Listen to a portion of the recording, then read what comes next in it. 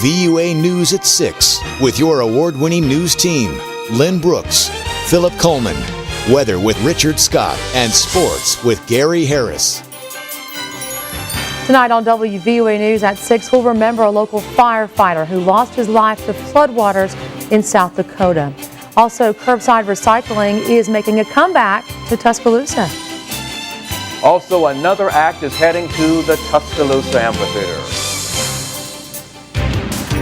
But first, the city of Tuscaloosa is mourning the loss of a beloved firefighter. According to the Lake County Sheriff's Department in South Dakota, 29-year-old Douglas P.J. Bean died early Sunday morning while visiting his family. Authorities say Bean drowned while the area was experiencing flash flooding. Bean worked as a firefighter and paramedic at Station Number 7 in Tuscaloosa. WVUA's Jennifer Edwards has reaction from some of those firefighters who were closest to Bean. He's just one of those guys that you like to see coming to work for your department, and he's going to be missed. Sometimes you don't get a chance to work with people that you care about and love, and he's one of those guys that you do. Tuscaloosa firefighters are still in shock at the loss of P.J. Bean. Just P.J. was a wonderful guy.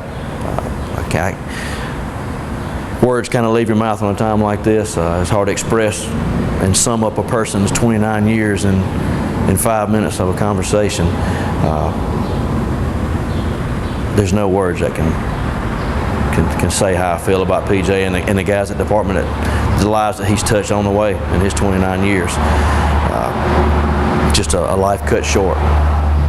Beau Gunter has been Bean's partner for almost 6 years. They participated in the Firefighter Combat Challenge together and also received the department's first Lifesaver Award. Gunter says Bean was like a family member. Wasn't a guy I just worked on the rescue truck with as a partner. He was a brother away from the fire station. We had grown close, on duty and off.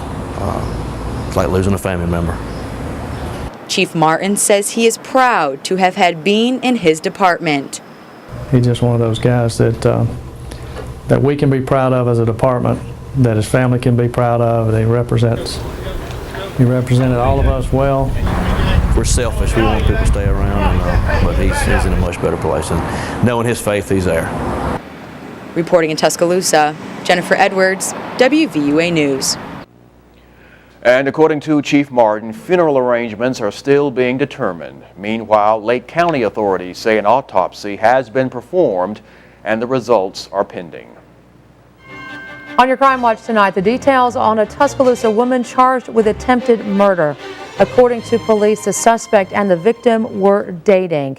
Police say 49-year-old Cassandra White is facing charges of attempted murder. It all happened around 3 o'clock Saturday afternoon on the 3200 block of 16th Street. Authorities say the couple got into an argument, and that's when White allegedly shot the victim several times. He was hit in the leg, also in the back. The victim was taken to DCH Regional Medical Center and is listed in stable condition. A Tuscaloosa family is grieving the loss of their loved one today. 71-year-old Andrew Lee Perkins was struck by a vehicle and killed instantly Saturday evening. Authorities say the driver of the vehicle was a 19-year-old female traveling south on Martin Luther King Jr. Boulevard. Although the driver did return to the scene minutes after the accident, Captain Loyd Baker with Tuscaloosa Metro Homicide says she may still face charges. Meanwhile, Perkins' daughter, Deborah Moore, says she never worried about her father walking the streets of their neighborhood. Because he knew the streets, and that's why I understand, because he would stop even though he see cars. You know, he's not going to just walk out in front of a car. Right now, in absence of any reckless driving or speeding, just leaving the scene would be the only potential charge. However, we do have some more investigation to do. And Captain Baker says the investigation is ongoing. New at 6, a look at how the city's recycling program is making its way back to Tuscaloosa. Curbside recycling is back up and running today. Since last year's tornado, the city has been unable to offer these services because of damage to their equipment. The city now says the new program will offer services to 100% of residents compared to 60% before. Recycling pickup will happen during your regular trash and garbage pickup day. The city says you can help by becoming more aware of what you can recycle. You have that option at a store to buy a glass product versus a plastic one that is recyclable, or say an aluminum can versus a glass bottle of some type. If you'll choose that plastic that's recyclable or the aluminum, we can take that and then you won't have to throw that away later on. If you live in Tuscaloosa and do not have a recycling bin, or if you'd like an extra one, all you have to do is call Tuscaloosa 311 or contact the Environmental Services Department. If you enjoy peaches, we have some good news for you. The tasty fruit is making a comeback a little bit earlier than normal this year. Growers say the Alabama peach crop is on sale weeks earlier than normal because of the warm winter. Workers typically begin picking the fruit around mid-May in Chilton County, the home of peaches in Alabama. Now, the Tuscaloosa Amphitheater is adding to its list of summertime acts. Counting Crows is an American rock band from Berkeley, California, formed in 1991.